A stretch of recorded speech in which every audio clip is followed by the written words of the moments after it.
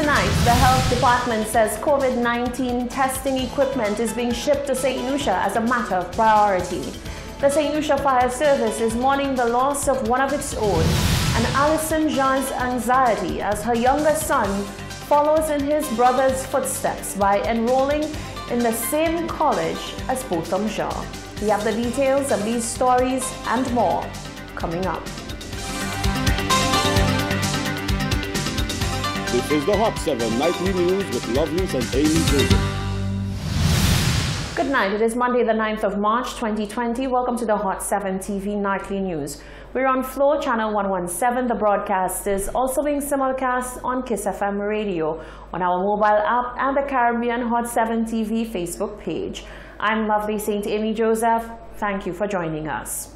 St. Lucia's Department of Health is intensifying preparation efforts for novel coronavirus or COVID-19, given that the virus is so close to our shores. The department is procuring testing equipment for the virus and has beefed up its numbers in terms of medical personnel at ports of entry. As fear and anxiety continue to mount over the spread of the virus, the department says to its dismay there have been a number of reports of discrimination toward people of Asian descent. The Department of Health and Wellness continues to strengthen preparation for in-country transmission and management, as well as building diagnostic capacity for testing for COVID-19. The equipment to facilitate testing of the virus has been ordered and shipped and is expected to enhance the management of cases through timely diagnosis. The ports of entry have also been strengthened with additional public health staff to enforce the relevant regulations and protocols and to ensure the health of the St. Lucian public. The global number of confirmed cases of COVID-19 has surpassed 100,000. The Department of Health says while it understands the concern by members of the public, there is no need for panic or hysteria. As we note that COVID-19 is closer to our borders, we encourage St. Lucians to avoid panic but to focus on preparation. Preparation of schools, preparation of your workplace. We have been providing guidance on the importance of infection prevention and control, which includes hand washing, cough etiquette, and the management of respiratory illnesses. The department is also calling for an end to disturbing reports of discrimination towards people who appear to be of Asian descent. Although coronavirus did originate in China, it is important to note that the risk of being infected depends on person's travel history and irrespective of race or nationality. The Department of Health and Wellness, we implore everyone to show compassion and empathy to all at this time. Stigmatizing and discriminating against any member of our society takes away from our efforts at preparedness. The public is reminded to focus on the maintenance of standard recommendations to prevent the spread of infection. These include regular hand washing with soap and water or alcohol-based hand sanitizer where soap and water is not available, covering your mouth and nose with disposable tissues or clothing when coughing and sneezing, avoiding close contact with anyone showing symptoms of respiratory illness such as coughing and sneezing, and seeking medical attention and sharing your travel history with your healthcare provider if you have symptoms suggestive of respiratory illness either during or after travel. Captain Ron Tours has a long history of trips to French neighboring Isle Martinique. The news of the neighboring isle's first novel coronavirus cases came with a great deal of anxiety for many, given its close proximity to St. Lucia and a high level of inter-regional travel. Captain Ron, Aaron Alexander, takes us through the process of traveling to Martinique as recent as Friday. Rochelle Gonzalez tells us more. St. Lucians are being asked to refrain from panicking over the announcement of the 2 confirmed cases of COVID-19 in neighboring island Martinique last week Friday, March 6th. Owner of Captain Ron Tours, Aaron Alexander, has been making the journey for the past 5 years and is assuring St. Lucians that they should not live in fear of catching the virus from citizens of the neighboring island, as the 2 confirmed cases were non-nationals. Alexander revealed that he was in the French Isle as recently as Friday, March 6th, and that life as we know it in Martinique is as normal as can be. Well, at first everybody were very nervous, we were wondering, well, what kind of conditions we would have met in Martinique, because, this is a voyage that has been going on now for over 5 years that we've been traversing between Martinique and St. Lucia, because that is part of my business. And when we heard of the 2 cases that were reported in Martinique, yes, people were very, very concerned, but nonetheless, you know, there's a saying that life must go on, you know. So we took the journey and we went up there, and when we got to Martinique, things seemed, you know, very much pretty normal as usual. So I went through the protocols, you know, going to the authorities to do my clearance, etc. And I inquired about that with the authorities, and they indicated to me that the 2 cases that were found in Martinique were really strangers. It's one Italian doctor and another Swedish doctor.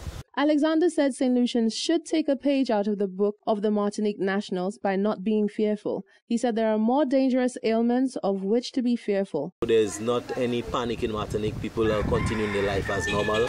And we down here in St. Lucia, we should not have that concern about Martinique people coming here with coronavirus, etc. This is all part of the fear-mongering that's going on, and I want to diffuse that thing totally, because more people die on a monthly basis from cancer and from AIDS and from drinking and driving. More people die per month compared to coronavirus, but yet this thing is just being blown out of proportion just to instill fear in us, you know, and I want to dispel those things. And even here in St. Lucia, people who are out there spreading all kind of talk that St. Lucia has it and there are cases reported in St. Lucia, all this kind of nonsense, this thing must stop. Alexander urged the current government, as well as the opposition St. Lucia Labour Party, to refrain from politicizing the matter. He said this is the time for them to put their heads together and come up with ideas to fight the virus as a united front. Reporting for Hot 7 News, I'm Rochelle Gonzalez. Thank you, Rochelle. Government spokesperson Norbert Williams has strongly denounced a fake news story that was widely distributed on social media over the weekend. The story got major traction because it had a link purporting to take the reader to St. Lucia Times, a reputable online news platform run by media veteran Pete Ninval. St. Lucia Times has since issued a statement on the matter. But first, this was a statement put out by government spokesperson Norbert Williams. I'd like to inform everybody out there about a fake story which is going around supposedly about St. Lucia's first coronavirus case. This is absolutely false.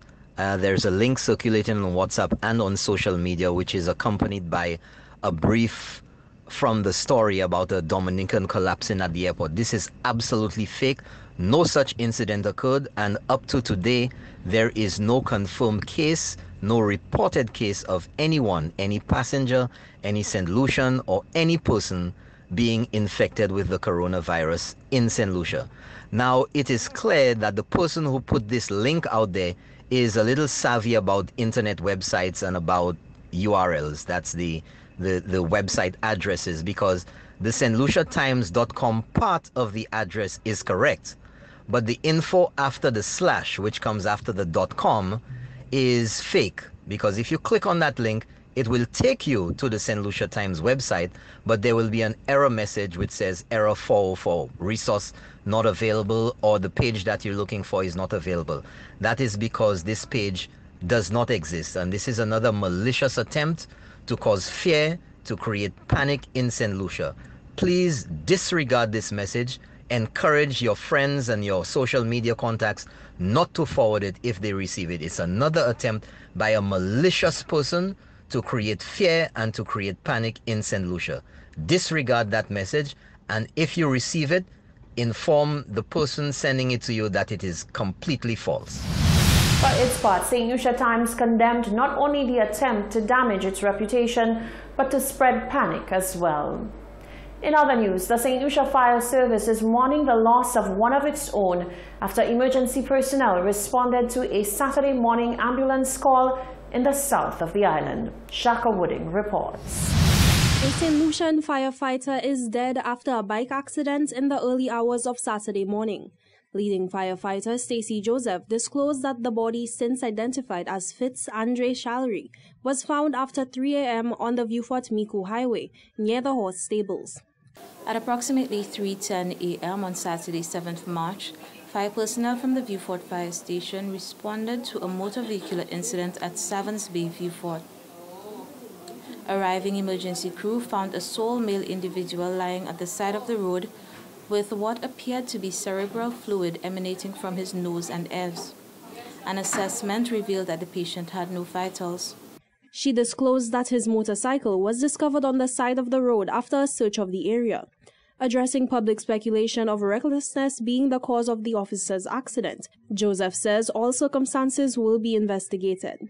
We have no official details on what transpired in the incident involving Mr. Shalry, so we cannot comment to whether it was carelessness or it was through some other fault. According to emergency officials, Shalry was found unresponsive. An ambulance from the Vieux Fort Fire Station took him to the St. Jude Hospital, where he was pronounced dead. For Hot 7 News, I am Jacques Oding. Meanwhile, the St. Lucia Fire Service has extended condolences to the family and friends of Fitz Andre Shalry upon the occasion of his tragic passing over the weekend. The management and staff of the St. Lucia Fire Service extends their deepest and sincerest condolences to the family of leading firefighter 397 Shalry. Mr. Shalry was a dedicated worker, and we are truly saddened by his passing. On November 8, 2020, Shalry would have marked 20 years of service to the St. Lucia Fire Service. He was attached to the Vieux Fort Fire Station. This is the Hot 7 TV Nightly News. Still to come, anxiety sets in for Alison Jean as Brant Jean enrolls in a U.S. college. Grand Riviere minibus drivers complain of a clear and present danger, and tea and testimony brings out female movers and shakers in society. That and more coming up after the break.